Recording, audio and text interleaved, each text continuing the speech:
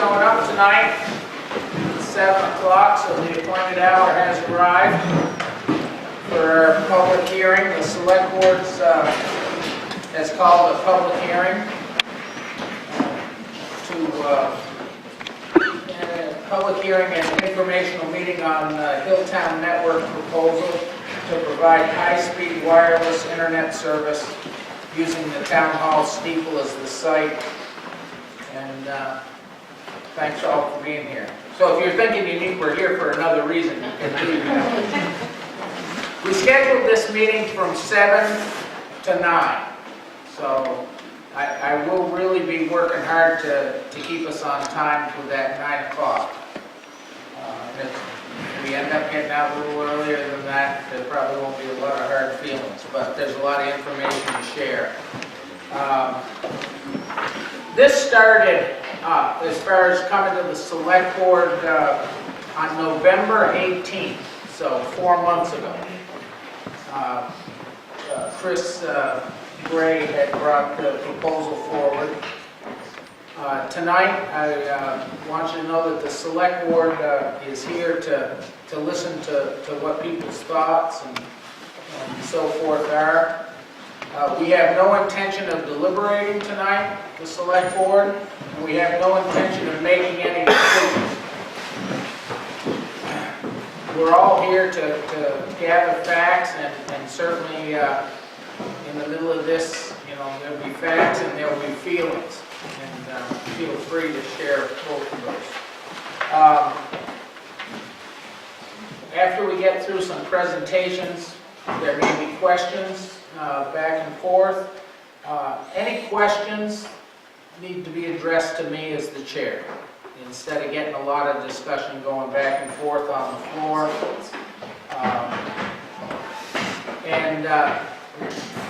I don't want to have anybody hesitate from asking questions, but I hope we don't start getting into a situation where we're plowing the same ground, asking the same kinds of questions just from a different seat.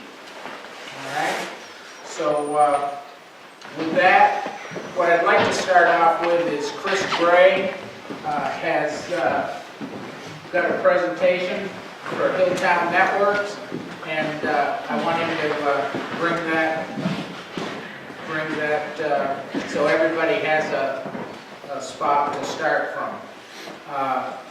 And I know there's 1, 2, 3, 4, 5 audio recording devices that I can see, and 1 video recording device. So smile. All right. So Chris, you want to get started on that?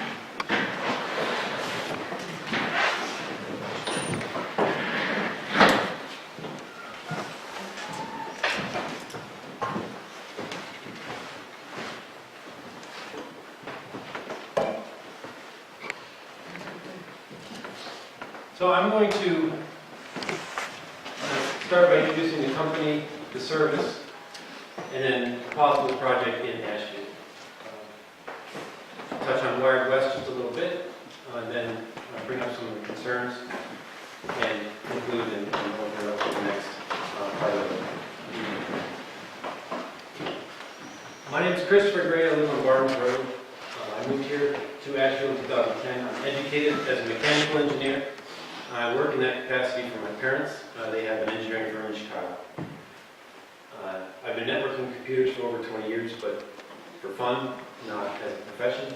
And this is a slight shift, but it's similar. Hilltown Networks, the thought process behind it, I recognize the need for internet service here in town. I considered whether it was possible for me to do something to help fill that need, and created Hilltown Networks in an effort to be able to offer solutions to that need. The goal of the company is to provide improved last mile internet service in the area using wireless technology. And that may be a changing goal over time, but that's the primary goal at this time.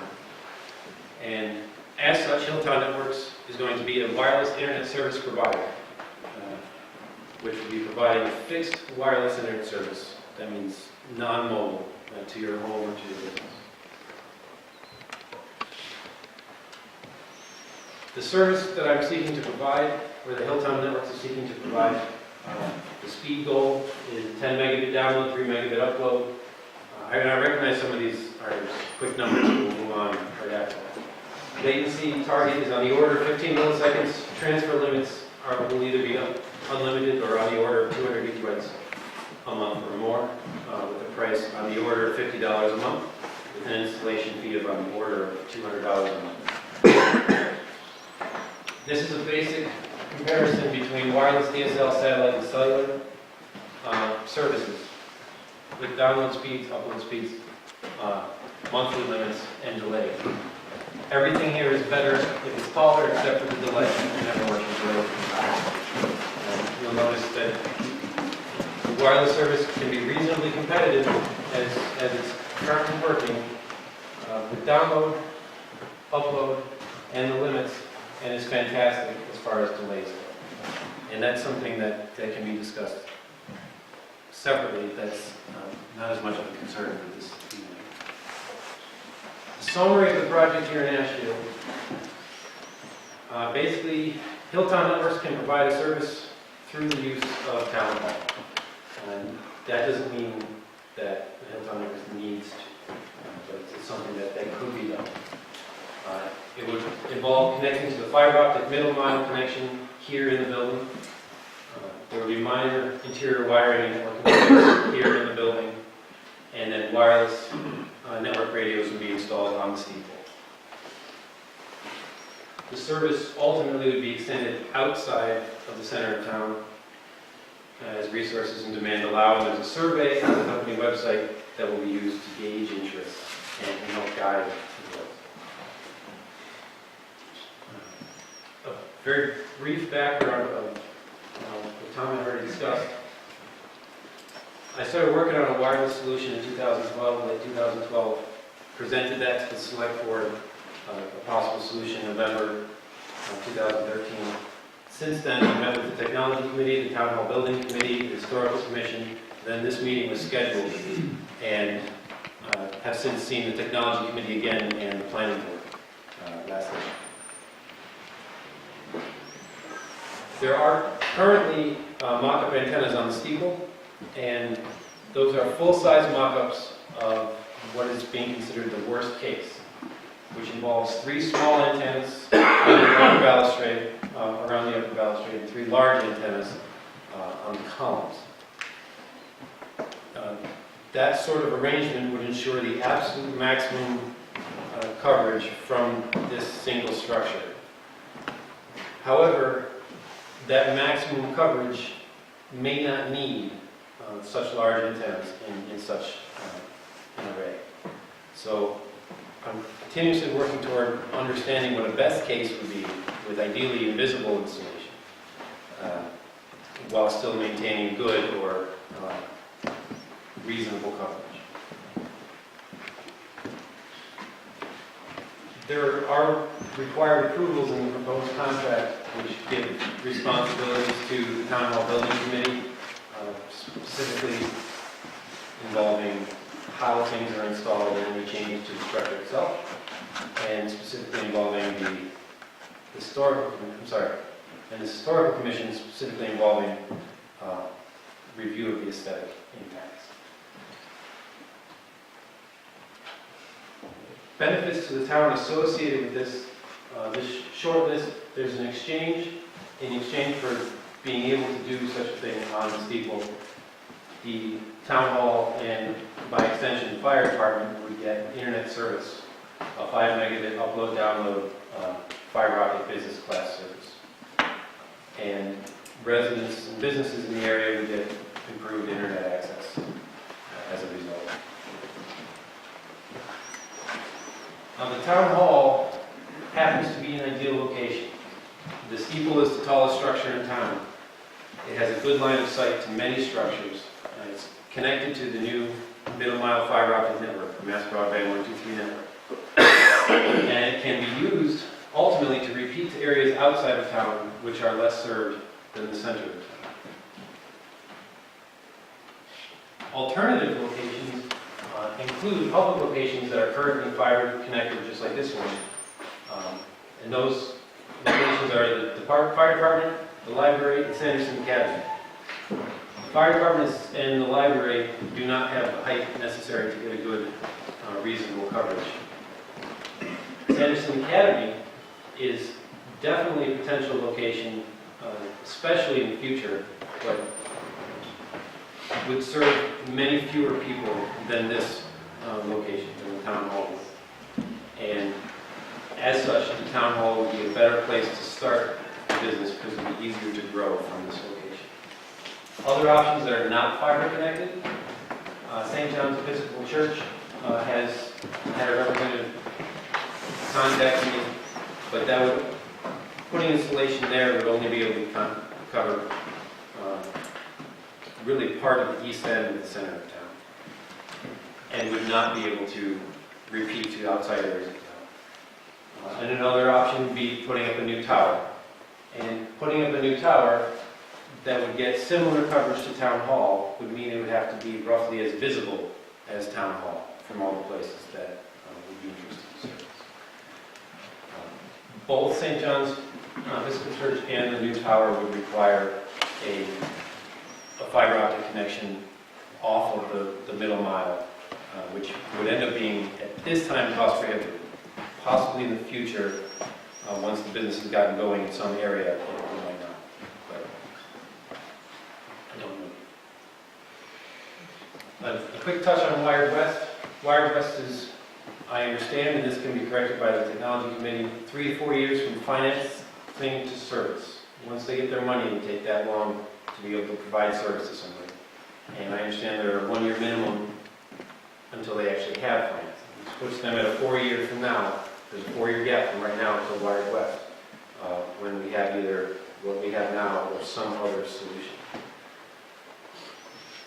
The cost of a Wired West service to the user is currently unknown.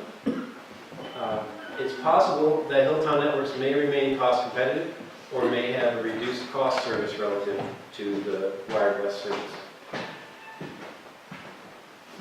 The only good source that I had was coming up with the Verizon Fios pricing. And the Verizon Fios pricing, which we don't have Fios here and don't expect to, but their base cost of a 2-year contract comes in at $60 for 15 megabit service.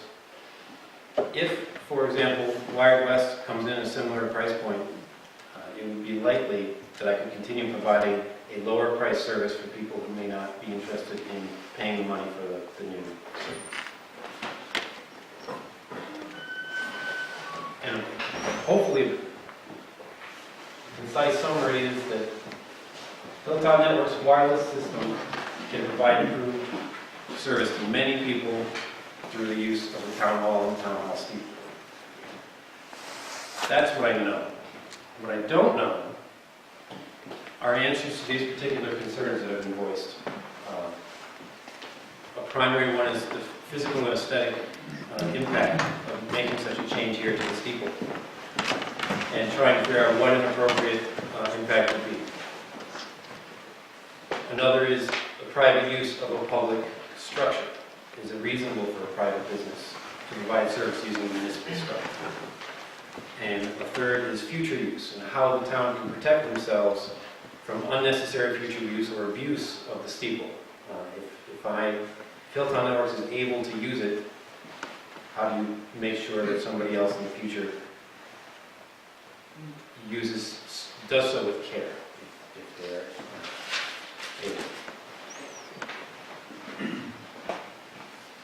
So that's a brief overview. There are other details that I'm happy to share if they're considered necessary. I don't know. Chris, that was great. I think it's really about the exact same discussion that we've had with Chris over the last 4 months. But before we get asking questions directly of Chris and that sort of thing, we were marching along, working on this project, and Jody Hall showed up at our meeting, had an appointment, and really started asking some questions about how it would be with the steeple and some history of the steeple. So I think now would be an appropriate time before we get into general discussion and questions and so forth. Jody, if you want to take 10 minutes or whatever it takes, we'll let you have some time.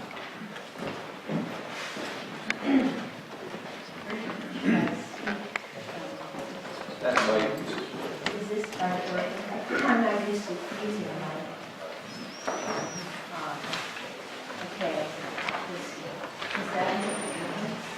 No. You Step need closer. to knock out. Step Do closer. I need to use a mic? Yes.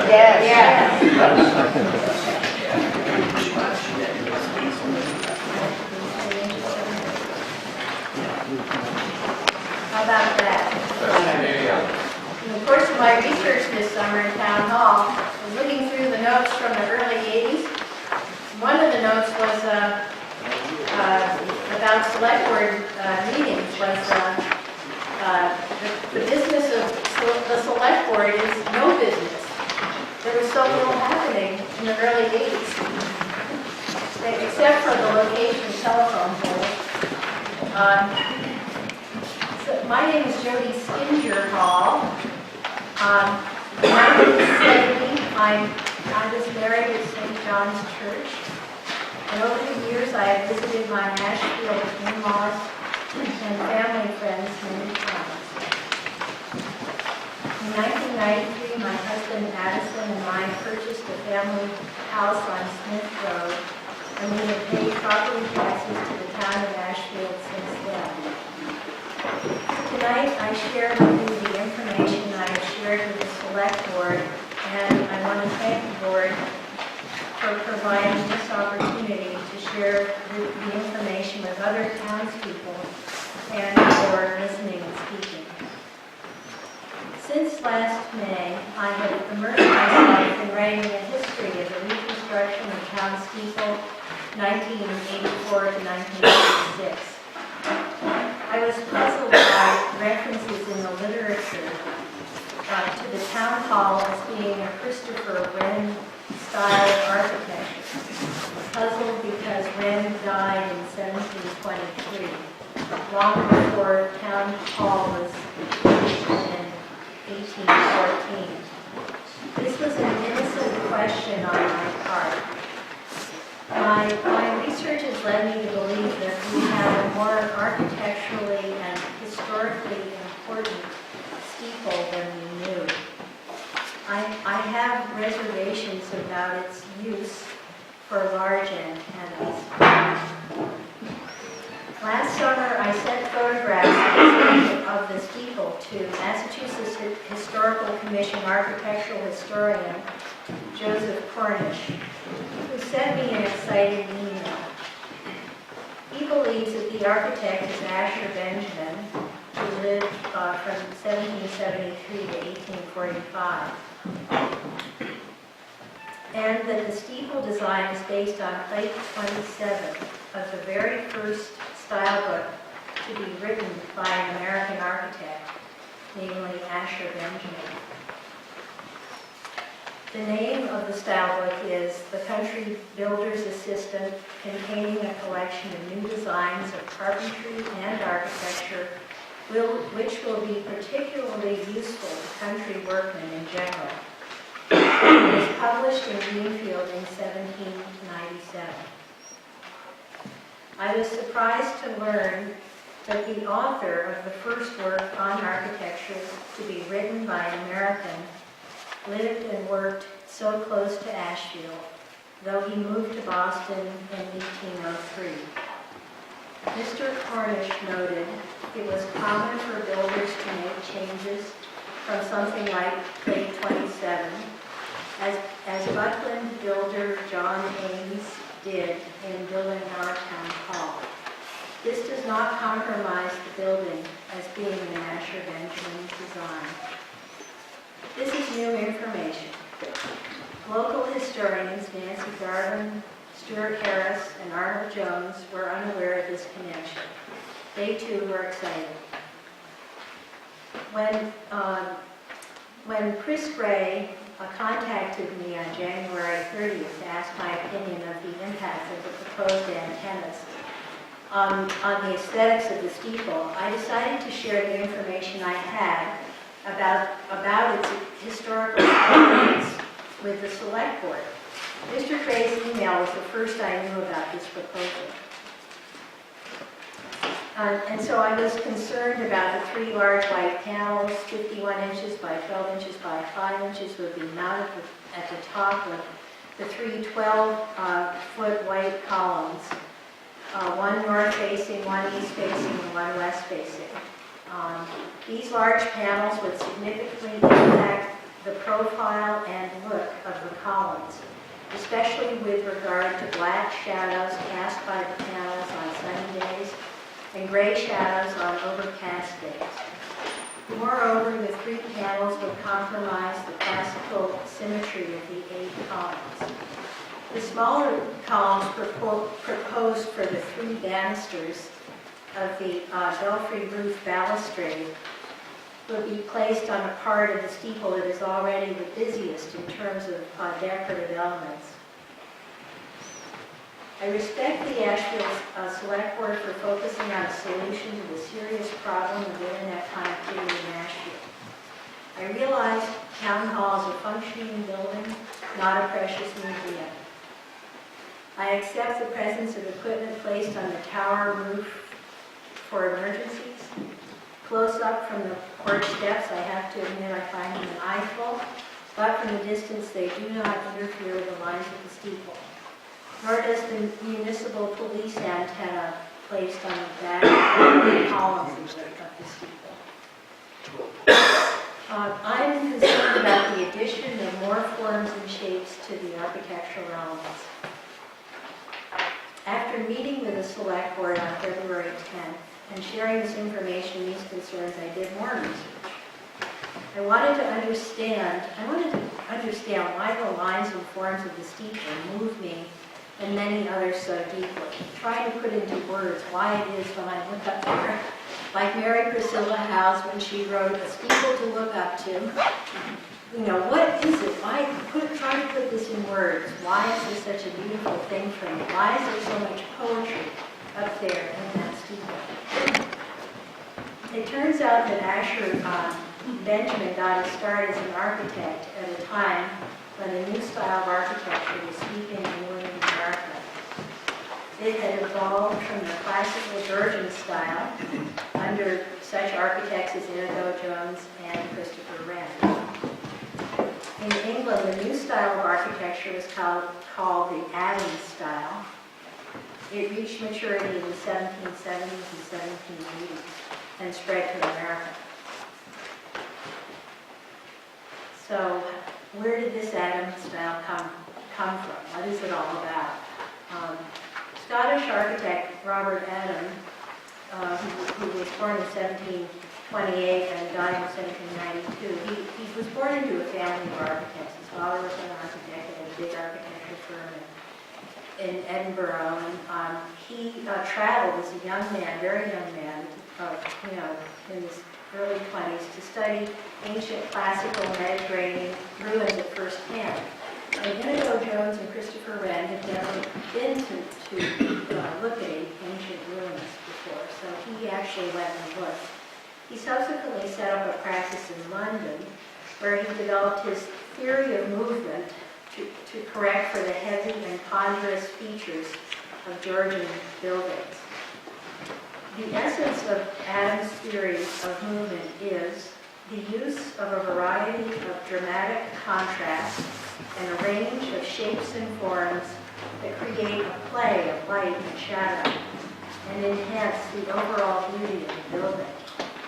We have on our steeple a range of shapes and forms that create both drama and gracefulness because of the care with which they are arranged and the way they work together. In studying the ancient ruins in the 1750s, Adam stumbled upon a range of classical architectural features that were new to English and American builders and architects. We see a number of these decorative elements on our steeple. Urns, those were new. Keystone arches, we have those at the top between the columns. Rope moldings. fluted surfaces, swags, ovals, embellished cornices emphasized by decorative moldings, roof-line balustrades, and modillions. These are all new. They hadn't been used in England. They weren't used in Georgian architecture. Adam contributed a lightness. He's known for having contributed a lightness and delicacy to classical architecture because of his emphasis on the interplay among the larger components and the repetitive use of these decorative elements. So you see them on our steeple. These little decorative elements are repeated in symmetrical ways. I've come to think that the Ashfield Town Hall Steeple is an excellent example of what Adam was trying to achieve. Thanks to Asher Benjamin and to John Ames, the Buckland builder, who used Benjamin's plate 27. So Asher Benjamin, very young man in Hartford, grew up in a farm family. He just took to architecture. He got to work with a builder who was doing some pretty advanced work. He loved it. He threw himself into it. And not too long after that got to work for Charles Bullfinch and created what is thought to be the first spiral staircase in America in Hartford State House. And then, fortunately for us, he moved up to Northampton and then Greenfield, and where he had some good connections with people with a lot of money. You had to have a lot of money to build anything in this style. And so a number of houses were built both in Northampton and, a small number in Northampton and Greenfield. So Asher Benjamin took up the Adam style with enthusiasm and wrote style books for American builders. And this style has come to be known as the federal style of architecture. So I believe we have a much more architecturally important historic steeple than we knew. Every line and form exists for a purpose. As with all classical buildings, everything is symmetrical. The steeple can also be said to be visually complex. I'm concerned that adding forms will compete with the graceful elegance of this piece of art, adding forms with their shadows to the slender, tall columns will compromise their appearance. Adding forms to the upper balustrade will compromise a section of the steeple that is already the most visually complex part of the steeple. Adding anything to the steeple creates the possibility of a mishmash of incompatible lines, shapes, and forms. The steeple, in its present and historic state, is and long has been the symbol of the town. It is used in many places as Ashfield's logo. It is true that everywhere I drive these days, everywhere anybody moves from drives these days, we can look up and see panels and antennas. For example, the panels high up in the water tower behind Orchard Supply and Commerce. I believe, however, that a water tower is a far cry from an historically significant piece of architecture designed by the author of America's first architectural style book. A piece of architecture that is the abiding symbol of the town of Ashfield. Thank you for listening. Thanks, Judge.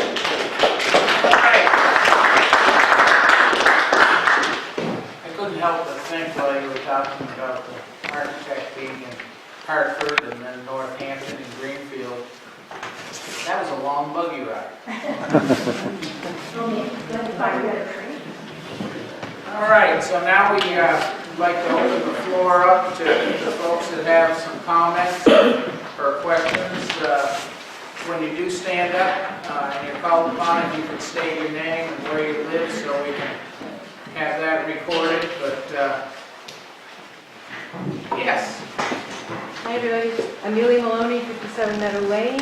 I just wanted to say I talked to somebody today who's a regional planner down in Franklin County, and this person told me that the town should be very cautious, that the town should do its due diligence, that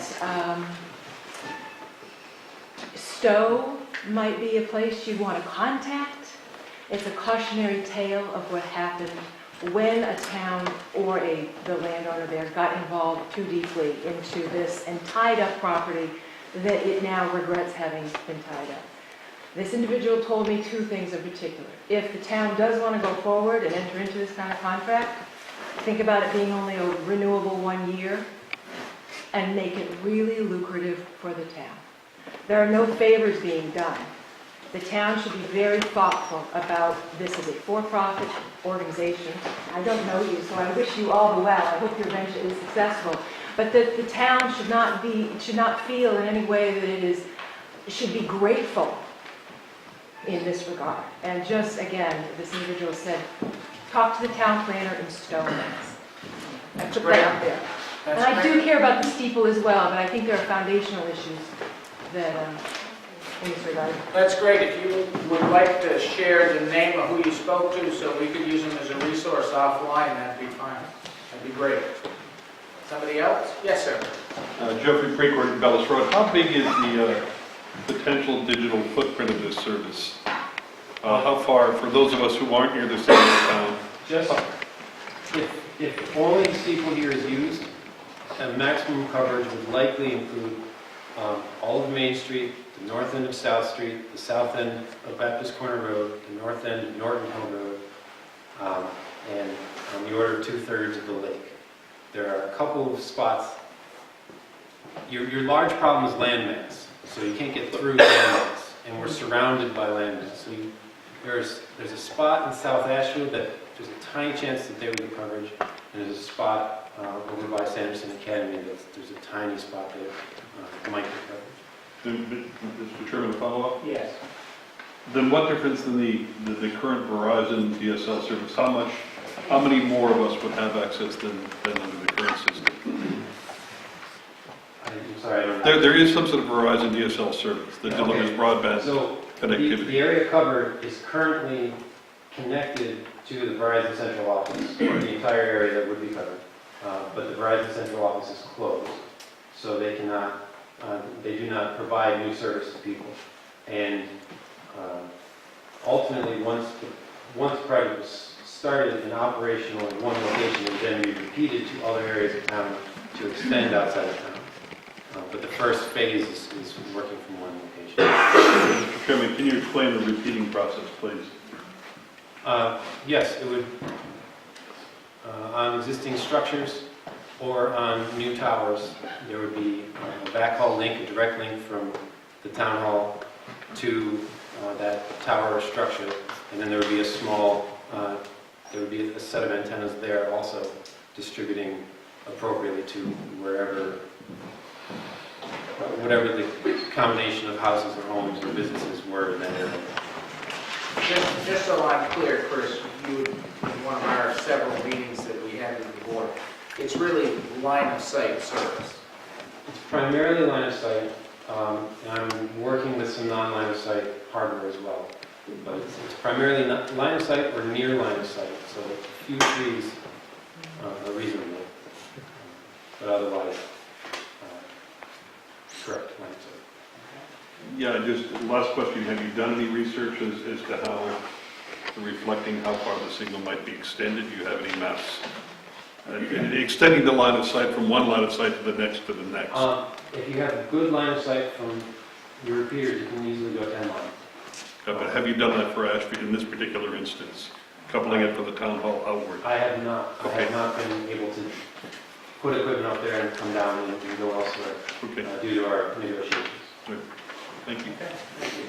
There's a gentleman that's almost in the firehouse back there that had his hand up. Robert Cherdak, Trolley Road.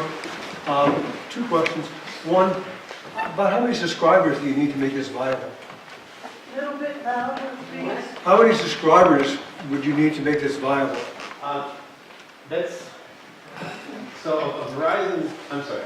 A wireless system is scalable.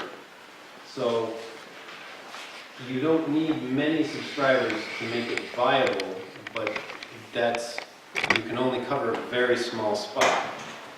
So the idea would be rapidly scalable with getting on the order of 10 customers per antenna. You get 10 on the first, you add an antenna, 10 on that one, you add an antenna, and are able to build out a certain location, and then you need a certain critical mass or a certain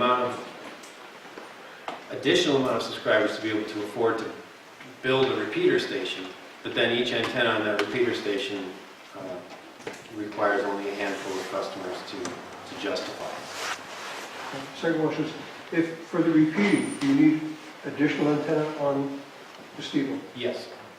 And the antennas that are illustrated, or not illustrated, these are pictures of the mock-up antennas that are up there. Those are large panel antennas. The backhaul links are much smaller devices. So they would likely be installed outside of normal view, inside of the railing.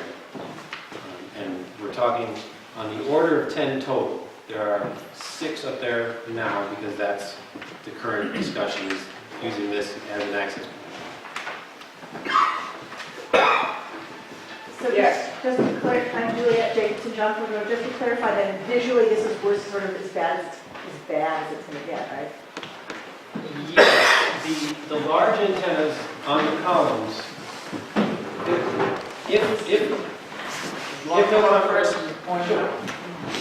Hilltown Networks was to move forward, or be allowed to move forward with this, the 3 on the upper balustrade, one here, one over here, and one on the back side, would likely be the first installation, and there would be one at a time.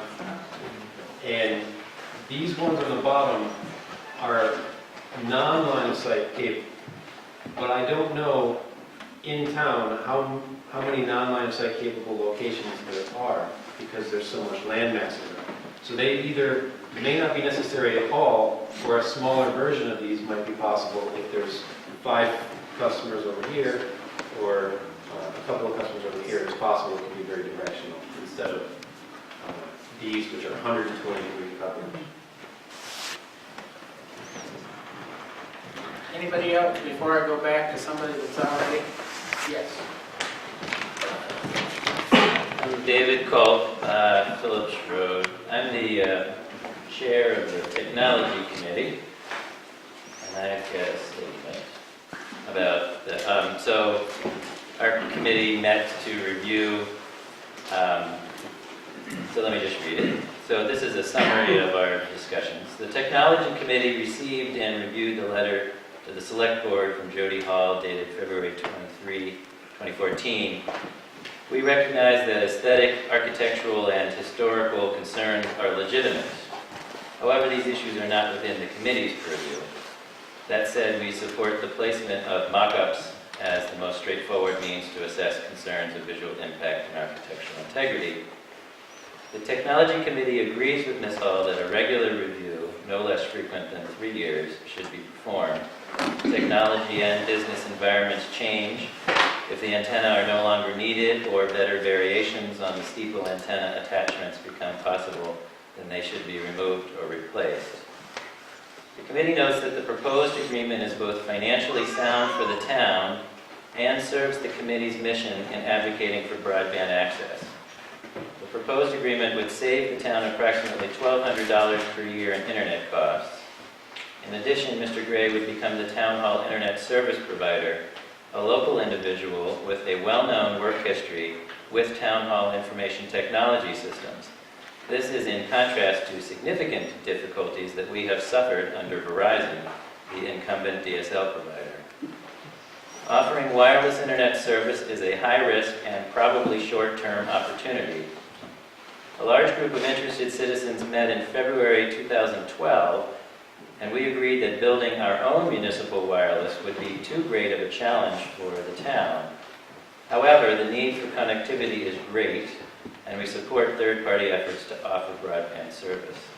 Mr. Gray is willing to assume the risk, and he offers a competitive alternative to DSL and satellite internet access to some of our residents. Therefore, we strongly recommend the agreement. Finally, I want to clarify that the town is also a stakeholder in the municipally owned regional cooperative called Wired West that aims to provide fiber optic internet connectivity to every resident. If that effort is successful in the next 3 to 5 years, then the town would be the beneficiary of world-class internet service, which may be more desirable than Mr. Gray's wireless service. But the future of that project remains uncertain, and in the meantime, there continues to be a demand for broadband access. Somebody else? David? Yeah, Dave DeHert, Meadow Lane. I just need my memory refreshed. We had a company, Great Oak, go through town not long ago, doing a lot of these surveys and trying to analyze the opportunities that were in Ashfield for wireless, or the service that was coming in. And I'm curious whether Great Oak was ever offered the use of the Town Hall Tower.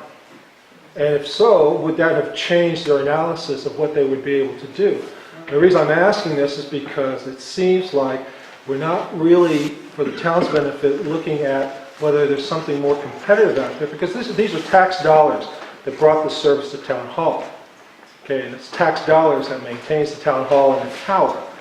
And the question is, has the board really looked at different possible providers now that if they're willing to utilize the Town Hall, that would come in and say, well, we can do this for much less and more efficiently, and we can reach people far beyond what DSL reaches people now. I think to only consider one proposal without putting it out there saying, hey, those of you who would like to use the tower and would use it within these constraints to keep it historically sound, what could you do for us?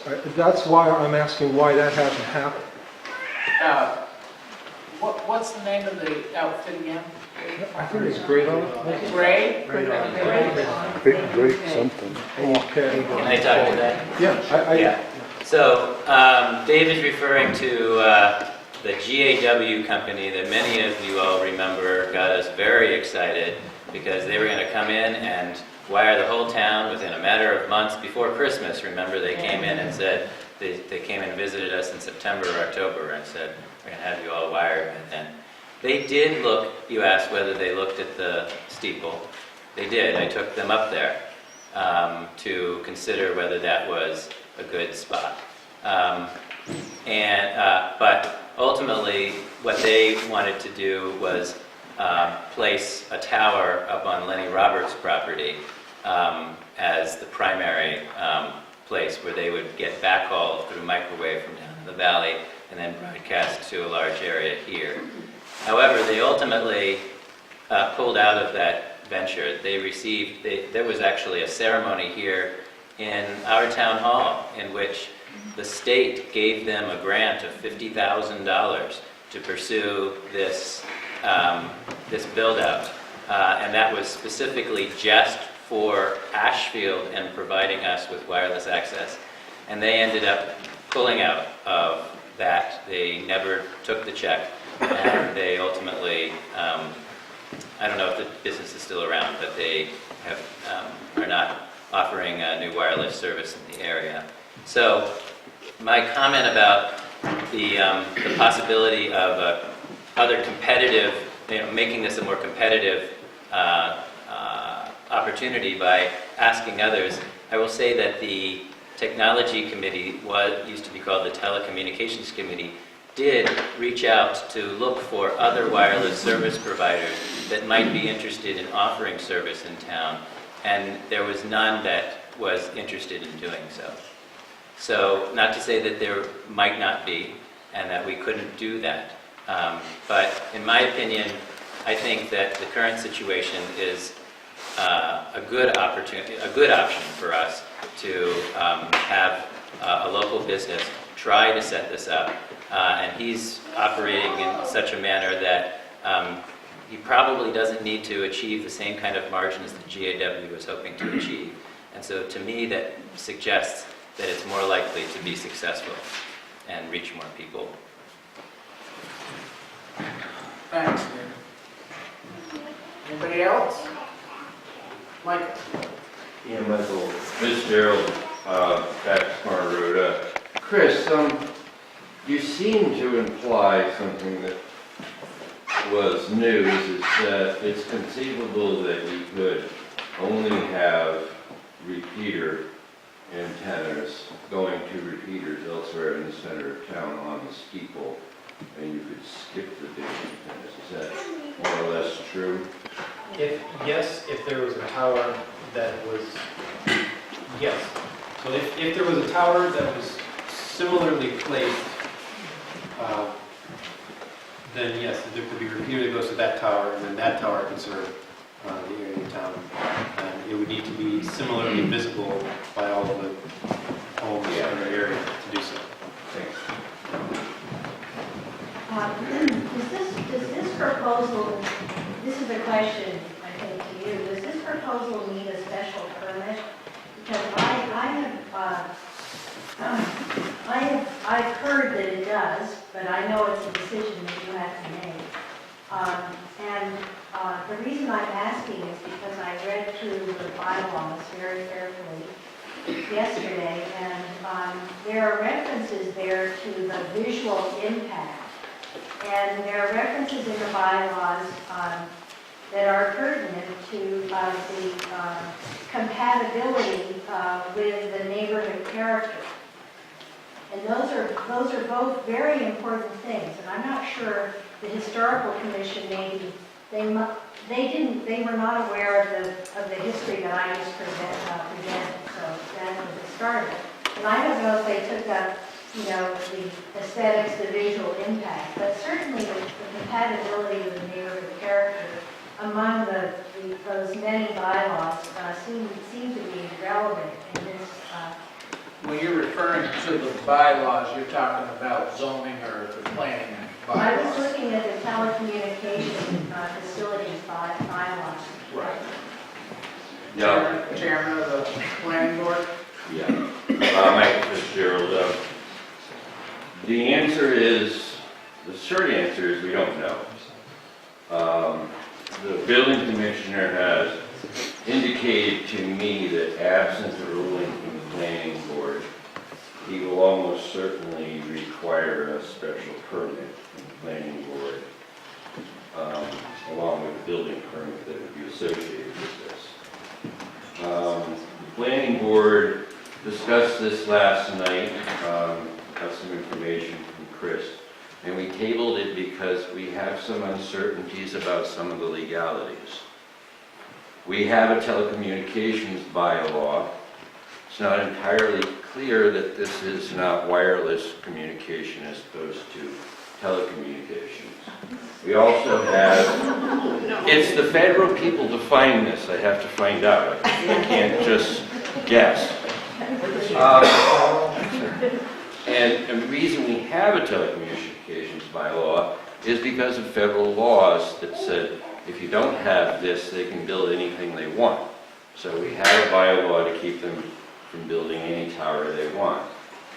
There's also a section of the bylaws that talks about lawful pre-existing uses.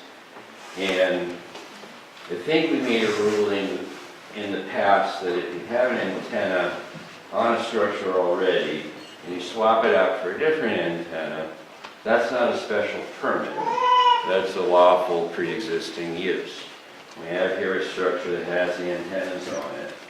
And we're talking about swapping it, adding more antennas and more antenna uses. And there's a gray area in there that we weren't willing to vote on in the first hour of thinking about this last night. And we're going to think about it some more. But probably you'll need a special permit. Thank you, Mike. Next? Yes. Yeah, Will, from Baptist Corner Road. I'm just curious, I don't quite understand the process that's applied to taking a piece of public property and attaching private use to it. So I would like to see that addressed even before we talk aesthetics. I think the town hall and the steeple belong to the people, and the people should decide how it's used. And to be honest, that's why we're having this meeting. That's why we're having this hearing. But there is precedent. I mean, when you call on town council, there is precedent that private concerns have used public property. No, but I'm just curious, in the end, who is going to decide what happens?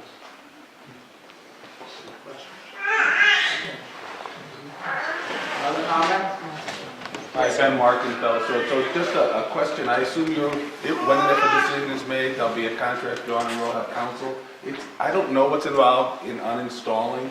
Should we require them to uninstall? But it's not unusual to have some sort of a performance bond, which may be as small as thousands of dollars, that they post in case the organization isn't there anymore. So may I just suggest that we think about having them post a performance bond for the installation, even if it's small.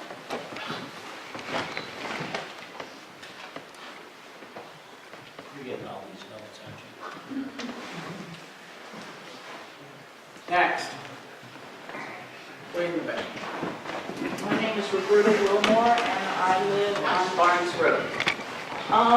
My question probably somebody in the Historical Society could answer, but I'm wondering, has Ashfield ever looked at designating Main Street as a historic district for the purpose of allowing people who own property on Main Street, the town and private owners, to be able to apply for funding to take care of their properties? Since this country seems very committed to historic properties, I'm wondering about, there are towns that take their Main Street, if there's a lot of historic properties designated as historic, and then people go looking for grants to do work to keep those properties. And so my question is, have we done that, and would this kind of project affect the ability of this town to do that if it decided it wanted to? I think I can address that, although sometimes I get confused between historic register and historic district. But it was probably pretty close to 25 years ago, there was quite a little debate about that in town. I believe we are a historic district, but not a historic register district. I believe that's correct. And the debate on that was that the people in town didn't mind their houses being marked, and there's a map and so forth that delineates the district. But the problem was the people that owned those houses didn't want anybody else telling them how to maintain them and what they needed to do with them. So there's two steps, and we're kind of in the middle step. That was quite a little debate decades ago. We're a national register district, We're a national register district, not a historic district. not a historic district. All right, so I told you right at the beginning, I get confused. Somebody that hasn't asked a question, raise their hand, don't be bashful. I'll start around again. Yes. Meadow Lane. So if I understood correctly, it's possible that some kind of mock antenna thing would go up there so we can all see what it looks like. Did I hear that? It's up there now. Okay, so I don't know. So now so I will step out in the daylight, I will look up, I will see it, I'll form an opinion. As many of you know. Yeah, that doesn't work for me. I need to actually see it. Where does that information go? What do you, like, so we're all going to have an opinion.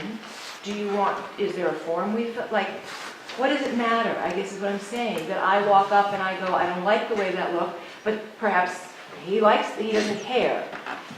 How are you quantifying that information? What does it matter? Is it just for you guys and the planning board to look up and decide?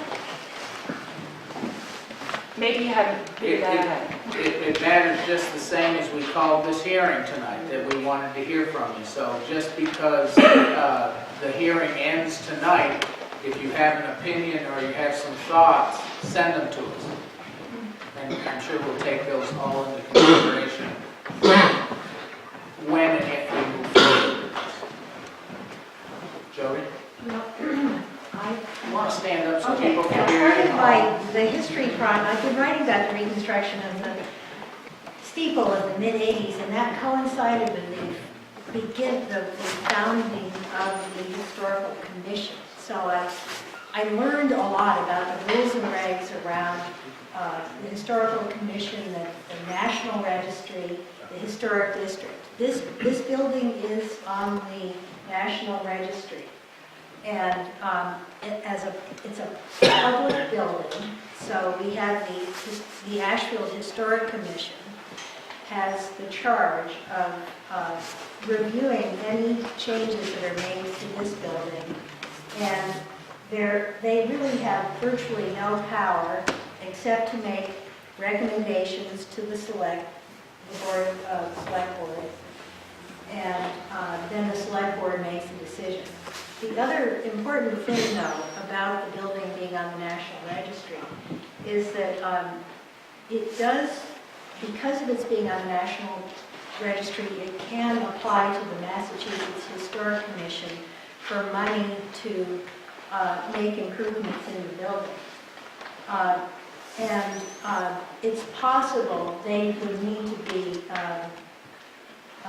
consulted about the addition of a telecom system and how that might impact the town's ability to apply for funding for projects that are happening here on the building. Mary? Mary Fitzgibbon, Main Street. I live in the village, this side of the library, on this side of the street, so just a few doors away. And for 30 years, a little more, I've looked out my kitchen window at the Staple, bedroom window at the Staple, all the east side windows. Absolutely love the Steeple, as I know many people in town do. I feel privileged to be able to see it. Since the mock-ups went up, both I and my husband over a couple of days have gone to various windows and looked at the Steeple, as we always do. And I have to say, from a few doors up, a very clear shot of the Steeple, I don't really see a difference. What concerns me is that access to high-speed internet and the DSL service in town, I don't think really accomplishes that very well. And I know most people don't have it. I think it is critical for children in town, for education. There are things like Khan Academy, all sorts of streaming material. You can take courses at Harvard or MIT. There is so much that you can do. And I think the children of Ashfield who do not have high-speed, access to high-speed, are pretty disadvantaged because of that in lots of ways. Reverse classrooms, where you do a lot of learning online and then the follow-up is in school, are becoming increasingly adopted by schools, and I don't think that's even an option out here. And I know that houses sell more slowly. If you have grandchildren coming to visit, that can be frustrating for them. The kinds of communication that is available almost everywhere else is not available here. And every year matters in a child's lifetime and learning years. And one of the things I love about living in the village is that it is absolutely beautiful, but it is not a museum. It is a beautiful, living New England town that moves and changes and grows. Lots of things happen in the village that village residents may or may not find ideally compatible with the neighborhood, but I think we all benefit from the fact that the town gathers here in the center, people live in the center, we use the center. Seems to me the bell tower was originally intended for communication, and in this day and age, communication happens very much by means of high-speed services. So that's my concern.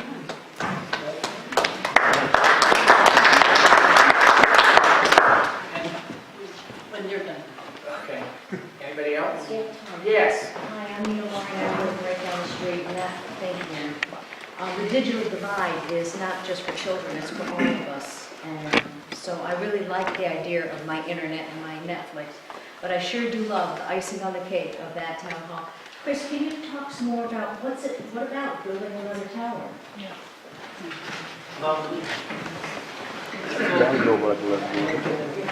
At this time, I don't have the funding necessary to build another tower.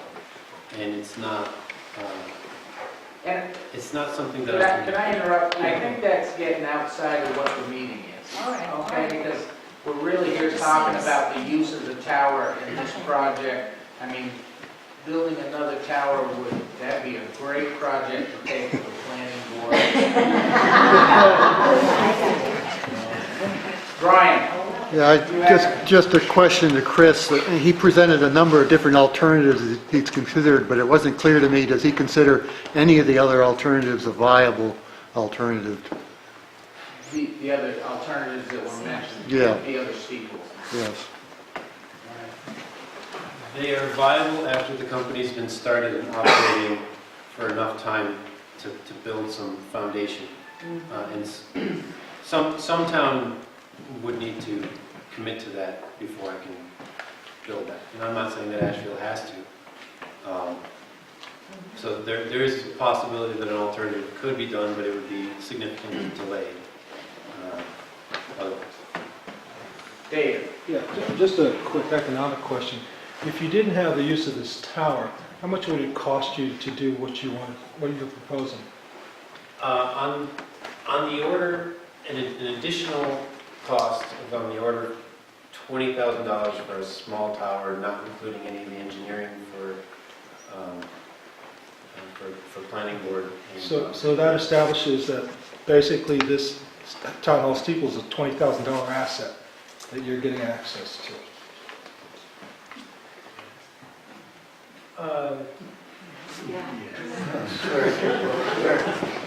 Which is fine, because we know it's worth way more than that. It's more than that, right? Because in addition, you would have to get fiber connection to a tower that you built. Right, but all I'm pointing out is, what is the town getting for giving him a $10,000, $20,000 asset to use for private gain? Well, I go out and pay for a service that a company offers. Okay, I don't anticipate that just because I live in town, I'm going to get a special deal from some company coming in and saying, I'll use the town asset, so I'll give it to everybody in town for free, and everybody beyond I charge. I don't see where the town is getting a benefit, except for individuals who can then afford the $250 installation, from giving a private business sole access of town property.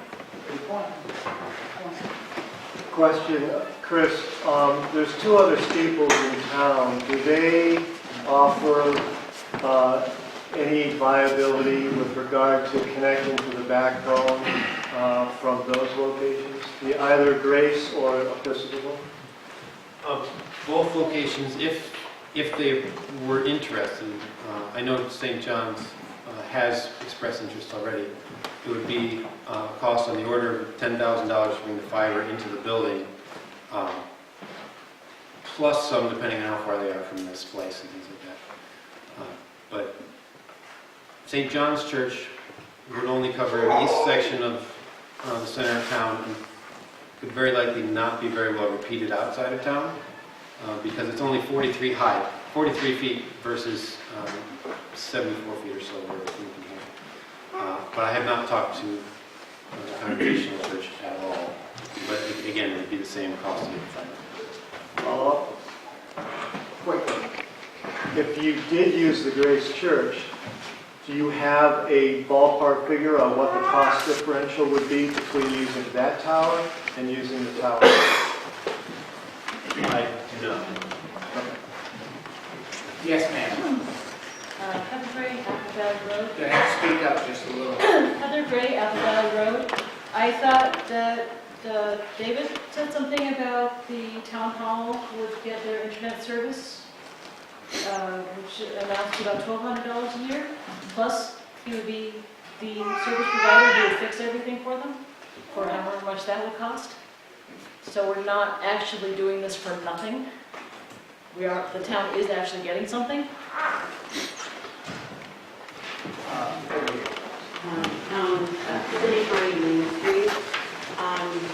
There are a lot of issues that were brought up tonight between the historic value of what we have and the finances of the town and so forth. And Mary brought up some very good points with the usage. And I guess I'm speaking to what Mary said more than anything else. anyone that has used the ATM at Neighbors and has been unsuccessful or has stood there drumming your fingers, it's because it's dial-up. If you have tried to use your credit card and people have turned around and looked at you and said, I'm sorry, it's redialing, it's because it's dial-up. There are business aspects that could improve greatly in this town, not just in one store, but all of the other businesses as well, if they had access to wireless internet. So I just wanted to add that in. Yes. Point to me? Yeah, point to you. Virginia Wiswell, Penfield Road, and I totally agree with what Mary was saying about, especially the kids. I work for the school district, and it greatly concerns me that we send kids home and they don't have internet access. And it sounds great, but what we're talking about initially anyway is that the people who already have DSL, which although it is not very good, is way better than what 90% of the town has. We're talking about just duplicating that. So can you talk about what is the impetus for setting up repeaters, and do you have a plan on how that would work? And because I live over near Plainfield, and I've been jonesing for high-speed broadband since I moved to town 12 years ago, and it's still not a reality. It would be based primarily on interest, because you need to make sure there's enough people in an area that were interested in buying the service to justify setting up a repeater. And that's what I'm doing the survey work for. So in my, because it's all about me, in my particular case, I live on 116, about 3/4 of a mile from the Plainfield line. So if the nexus is here on the steeple, how realistic is it for, I mean, granted, Sanderson is a lot closer to me than Town Hall is, but realistically, how many repeaters are you going to have to put in to get, you know, to me, because it's about me. and Juliet, yeah, because she lives right behind me. That will depend a lot on the existing structures that are available for repeating from. And the ability to actually set up towers and how lengthy and costly that process actually is. So it would require setting up additional the towers in order to get... It would definitely require many repeaters. It would likely be faster if there were towers, because it would require fewer towers. Because they would all have to be line of sight all the way down, right? They have to be line of sight of each other. Thank you.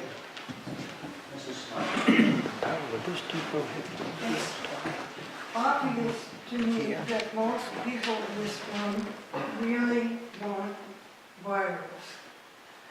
It's also has seemed to, I heard somebody said, the town hall belongs to all of us.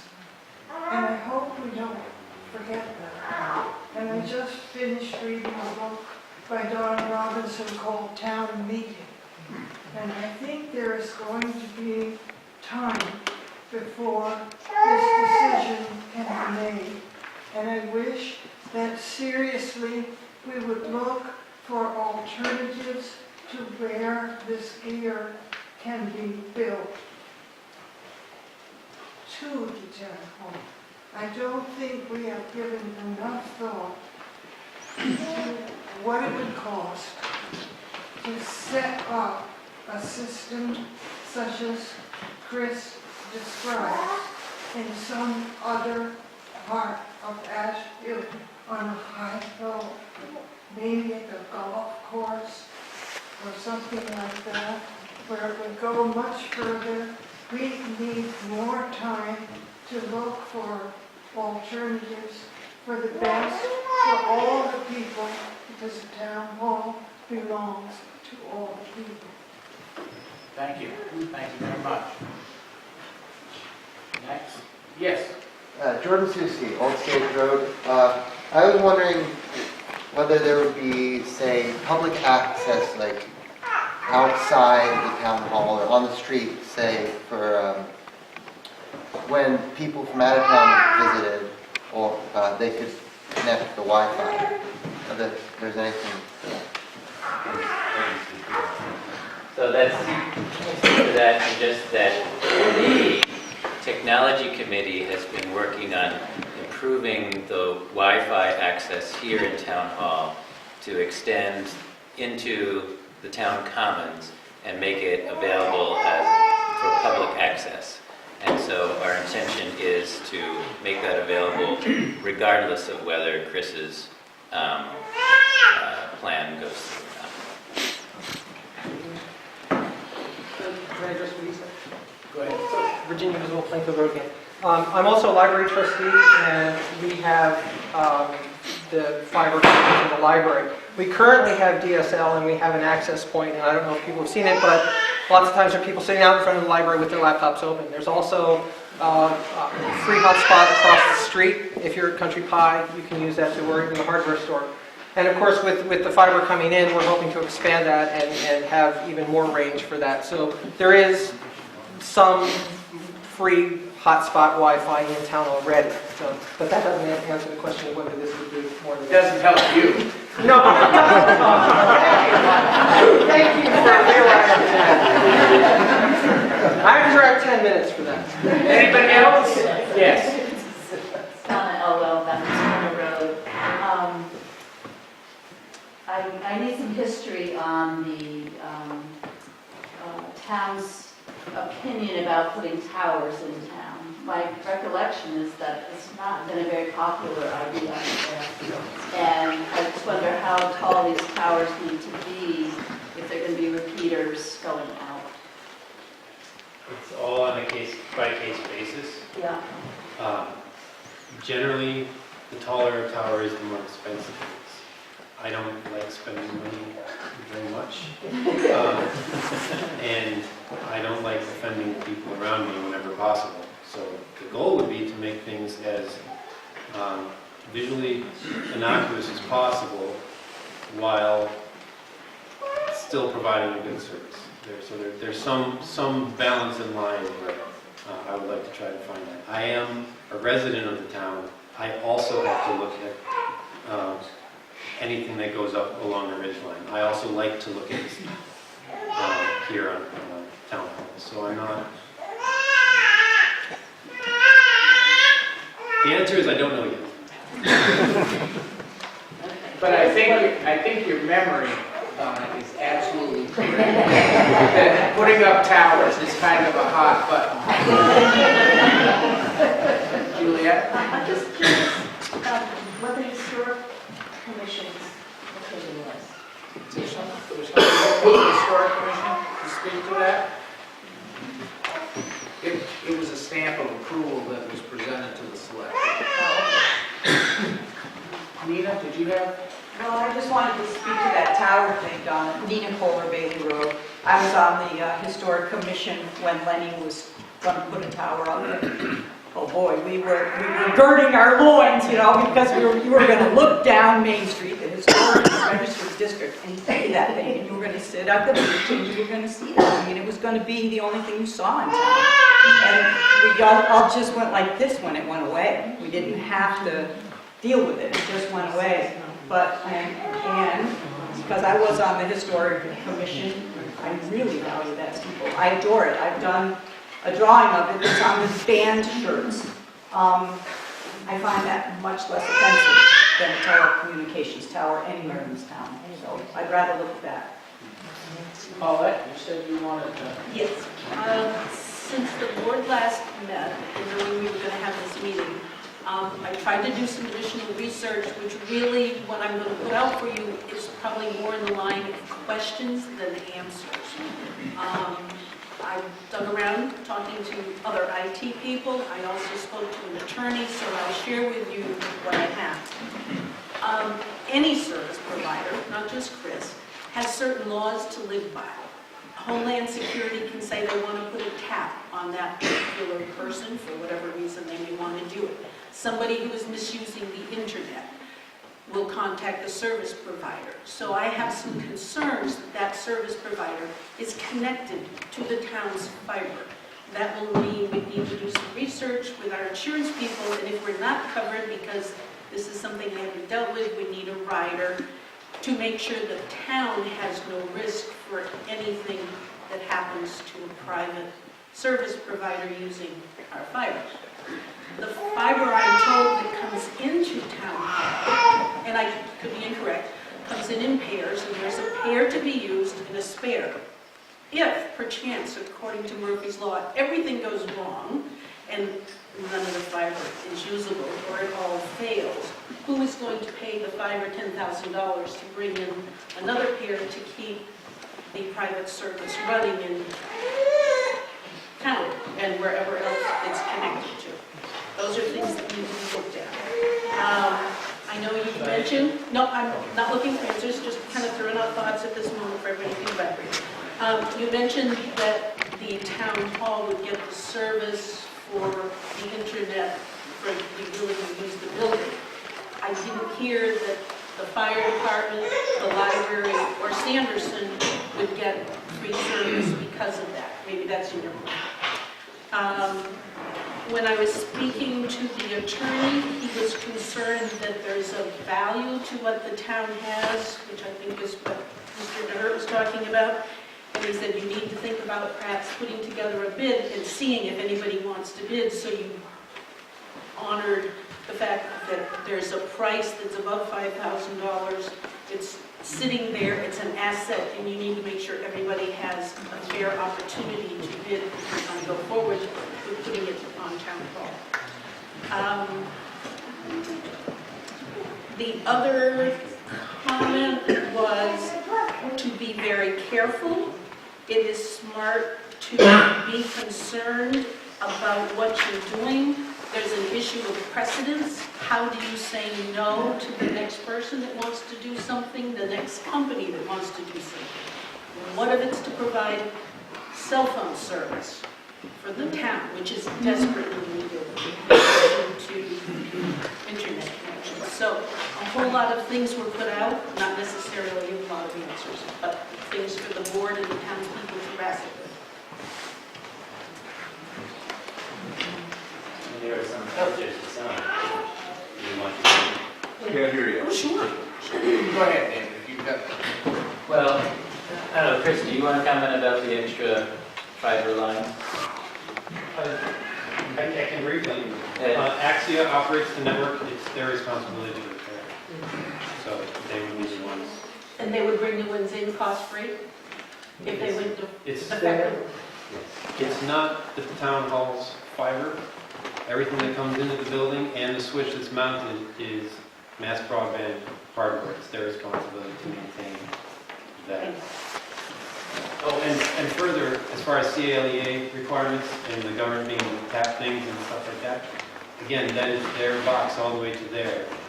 Whoever is the purchaser of the port that it's connected to, that's the one who's responsible. So in this case, the town is not purchasing the port, Hilltown Networks is, and then I would be responsible for those requests. Yes, sir. My name is Chris Lynch. I'm from Worcester.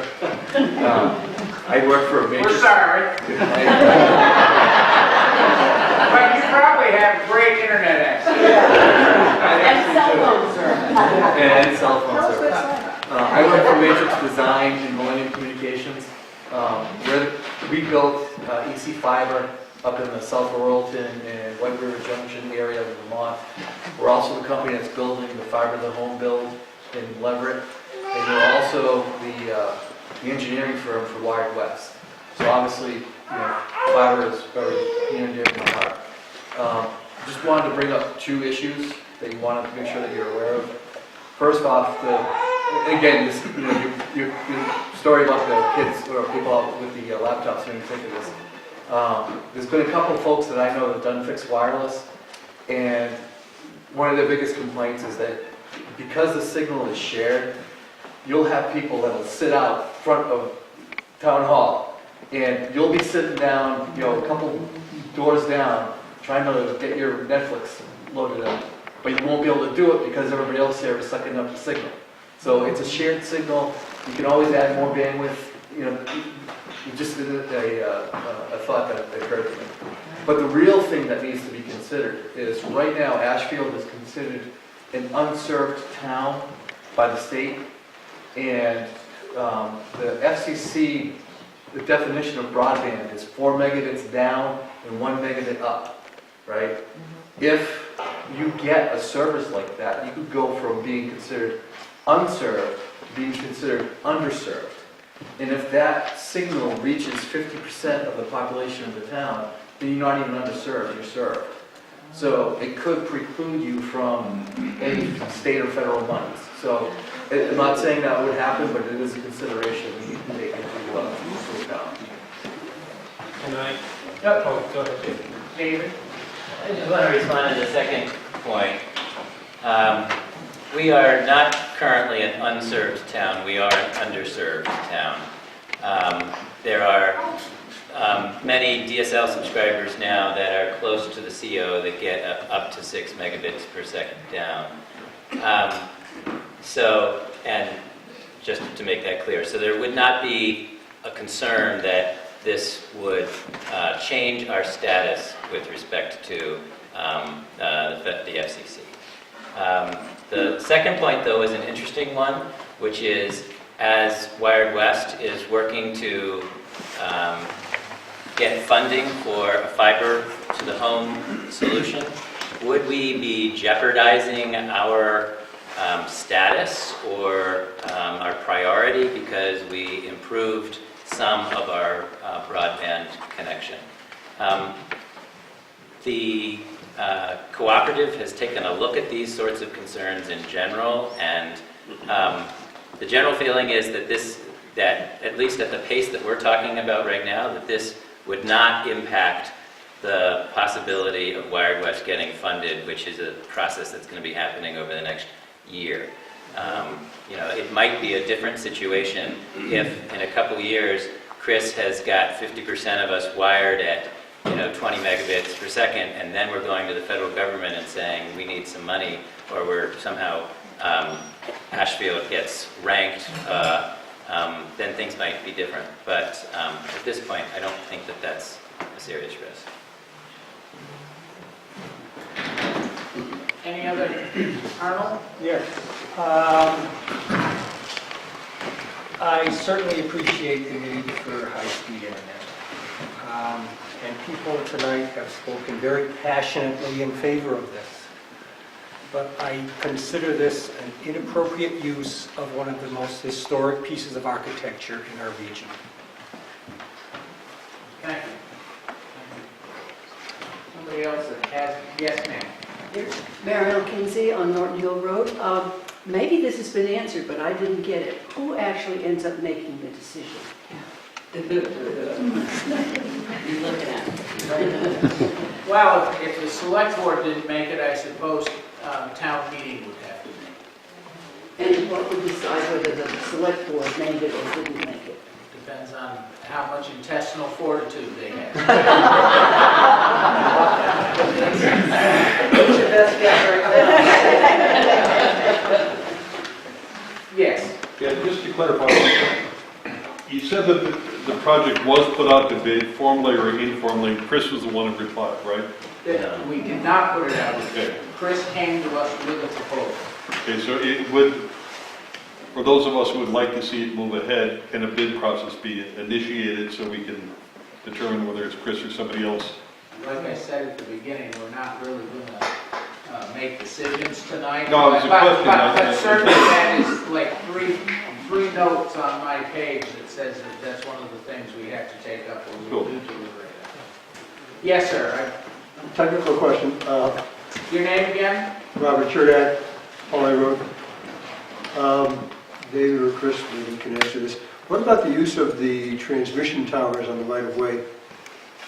Can those be used to mount antennas? I am uncertain about the high tension. The poles along the road can be used, but clearly the poles along the road have a much smaller reach. But there are areas where there's poles next to clear fields with good sight. So there's the possibility of using existing utility poles along the road as repeater sites. But high tension lines are ruled out? I am unsure about high tension lines. I am pretty sure I won't climb one.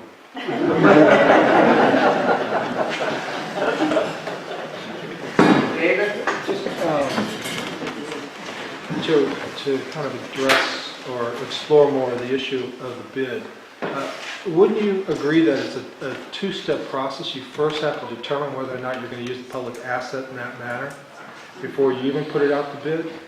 And my second question would be, why wouldn't you put it before a town meeting? Instead of having three people decide how this community asset is going to be used, put it in front of town meeting for a vote, whether or not the town wants this asset to be used in that way. And then if the town votes yes, because what Cindy was saying about it, if most of the town feels as strongly as she does, and I do too, that this town needs high-speed internet to stay competitive, to bring young families into town, to get businesses, cottage industries, in town, to make our town viable for a long period of time, that the town has to agree that's the direction we want to move, and that's how we want to use this asset. And then we go to the bidding process to see what's the most economic way to do that. And look at all the issues that we've kind of explored tonight, whether we jeopardize federal or state funding in some way, those types of things, and finally get all those questions answered before we stumble forward into something that we might not be expecting. So I can only speak for myself, but as you can see when I was speaking with Jeffrey, I led into that going to town meeting because that's a thought that's in my mind. So you asked why wouldn't you? Well, why wouldn't you? I mean that's exactly right. Especially when there's so much interest. I think tonight's been really great. Not that I'm cutting off debate because it's only 8:28. But at all, I want to hear from people. But I think there's a real common thread that pretty much everybody realizes a need for better communication in town. And it's just the vehicle that we might use to do that. And certainly with this particular proposal, how it would have to be refined and how the town wants to move forward with it. So if we're not asking the same questions or making the same statements over and over again, anybody that has something new that they'd like to offer, I'm all up for that. Brian. Yeah, Brian Clark, Apple Valley. I've got some picture displays up here over on the north wall, and as you came in, and one set of panels in both places is a set of historical pictures of the town hall spread over maybe 100 years of elapsed time that I was able to get from the Historical Commission's museum. And one of my points or interests in putting those pictures up was to, if you study the pictures, you'll see that the physical appearance of Town Hall has changed quite significantly in a number of ways over time. In fact, it's been added on to the building itself 3 times. The visual appearance of the steeple itself has changed, I think, quite dramatically with the addition of the siren up there. And those changes were made for compelling reasons. And as mentioned earlier, it is a living building. It's not a museum. And changes have been made over time in order to accommodate the needs of the town. And sometimes done in a tasteful manner and sometimes not so tasteful. I think in looking at the pictures of the mock-up antennas on the steeple, in my mind, the visual impact of those changes are much smaller than at least the siren addition was. And I think that as a number of people have expressed here tonight, it is a compelling need. Thank you. End of soapbox. And there's a picture there that is definitely pre-OSHA. Because the ladder goes to the top and somebody's up there polishing the weather vane.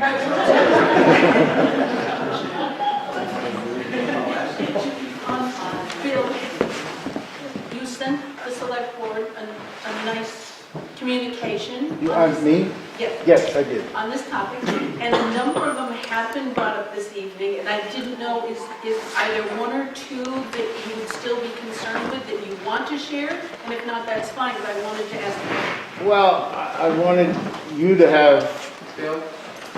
Bill Perlman, unfortunately Suburban Drive.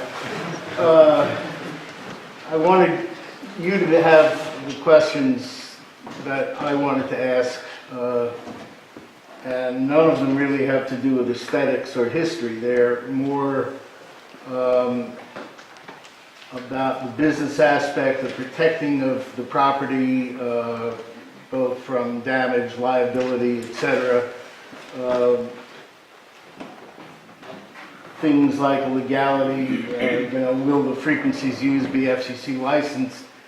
How do you protect if what you're really talking about is a public-private partnership, and the partners should know what everybody else is about. So, does the town have access to the business plan, the projections?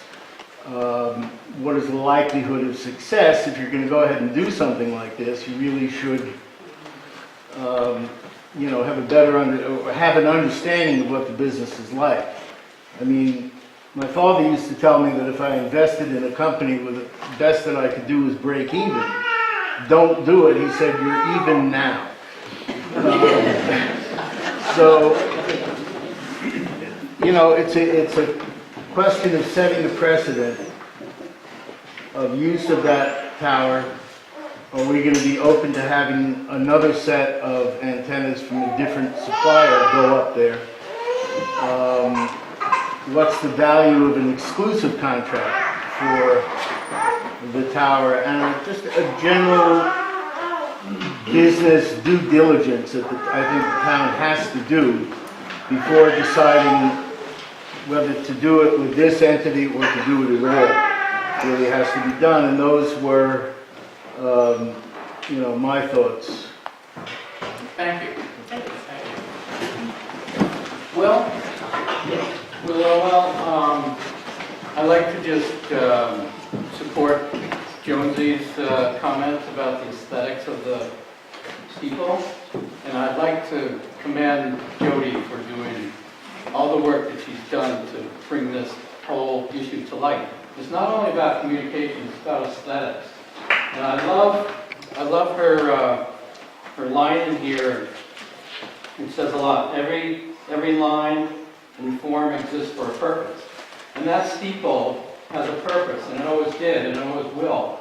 But if you go start applying things to the structure, form follows function, and if you put more form on there, you're changing the function. And I'm really concerned about the aesthetics, but I'm also concerned about we get a lot of wind around here, and we've been getting more and more of it. And I would like to see an engineering study done that some engineer would stamp that and say, yeah, those radar, whatever they are, what form they are, we don't know exactly what they're going to look like. But they need to get put on there, and an engineer has to study them and do some tests on them. Because what if that steeple blows down 2 weeks after you get the radar on there? Then whose fault is that? So I think that's a real concern. Thank you. Thanks for bringing that up. Anybody else? Come on, somebody besides Bill Perlman. No, go ahead. I'm on the committee that operates the emergency radio system for the Franklin Regional Council of Governments.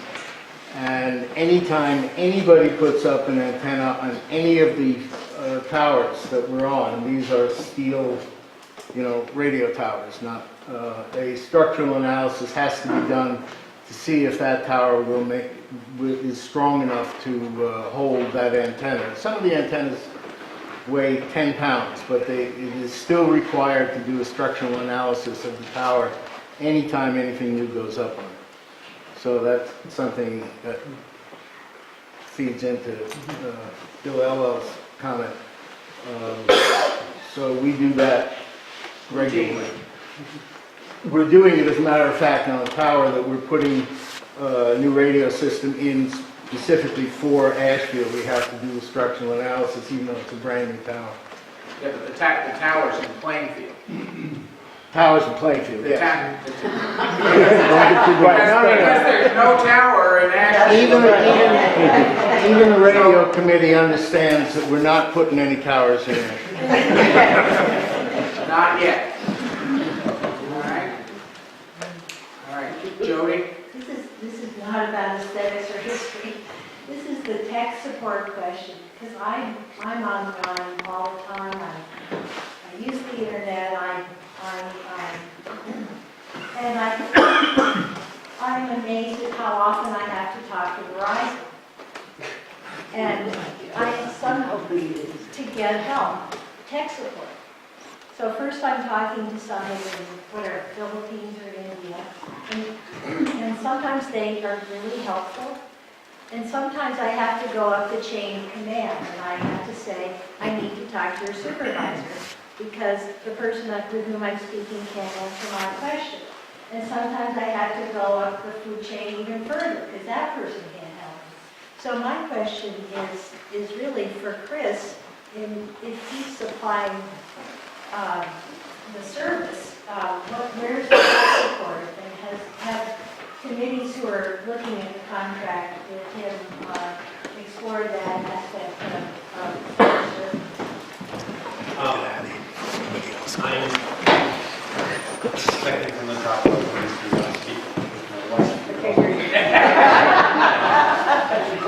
What did he say?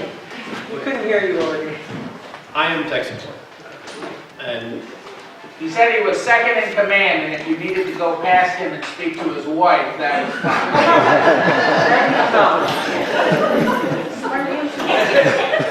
but that's the way it would work. And Even during sugaring season? yes, but also consider how long it takes to get a response and how long it takes for a Verizon employee to show up. So if I have to gather a set before I come to your house, that's still going to be faster. But I certainly understand, calling for support and that sort of thing. And if you want to see Tom Carter go off, is get a hold of somebody and they can't take care of you, but they say, is there anything else I can help you with? Right? You didn't help me with the first thing. What I want to point out is that, I think the chart, Chris, that you're using about the cost of Verizon, that there's a problem with that chart, because I suspect that most people in town who have Verizon already have a bundled package, and that package includes DirecTV, and it includes the landline, and it includes the internet. And I called up and I wanted to know what's the breakdown. About $80 of that was for DirecTV. You can tell I don't watch home box office or whatever it's called. And about $60 of that is for my landline, where I can make unlimited calls to my daughter in Oregon. And then even maybe one digit, it's $10 or so is what I'm paying for it. So, No.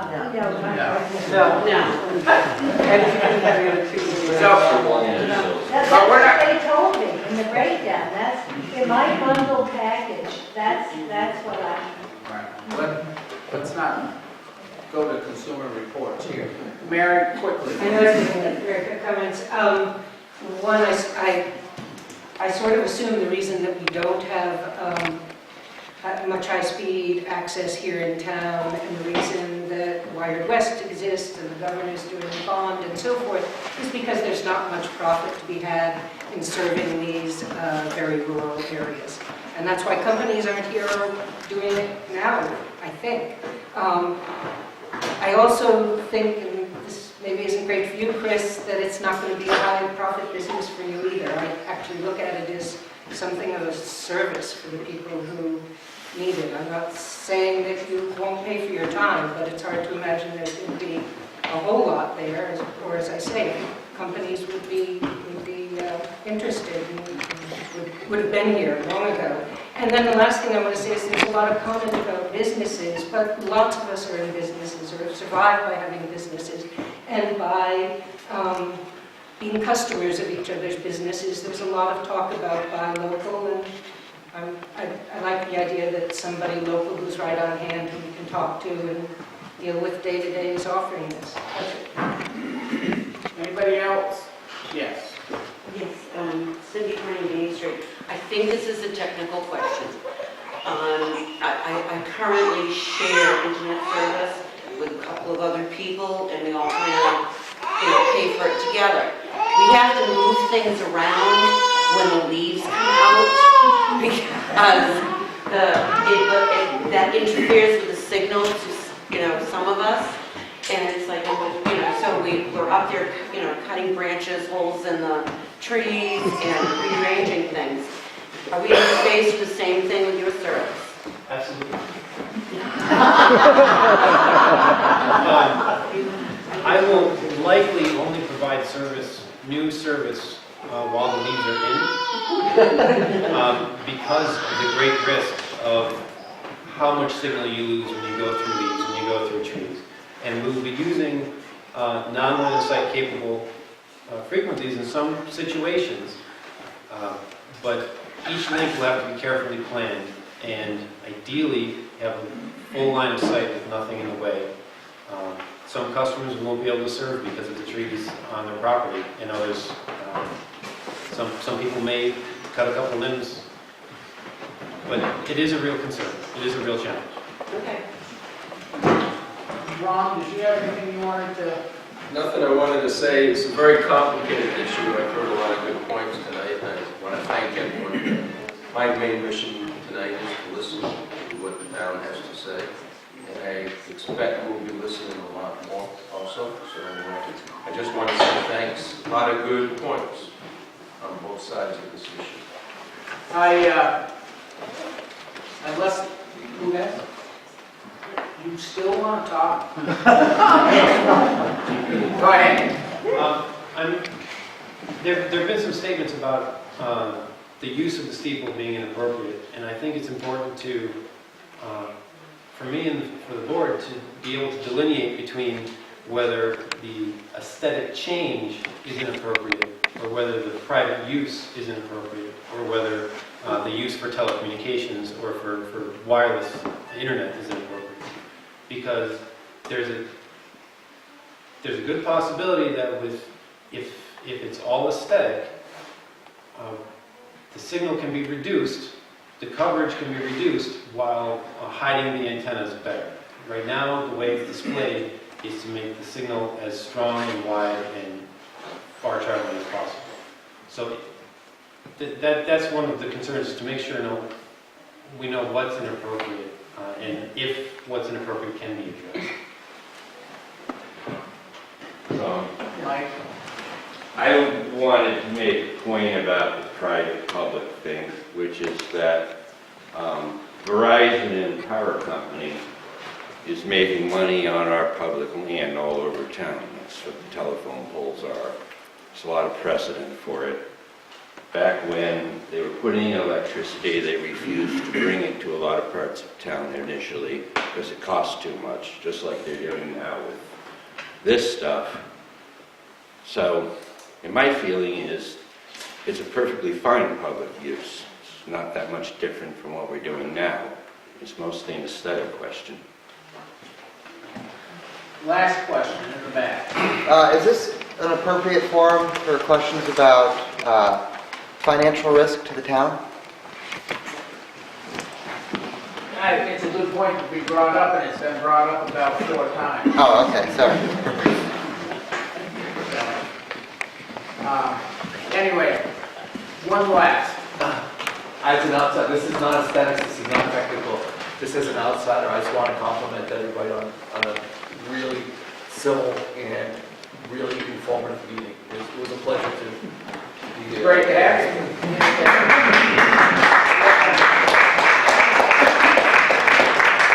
Anybody that has some thoughts afterwards, when you're home with your dial-up, you can Email us at select board. All right, so you can email the select board and we can gather that information. But thank you very much. Great to have you all here.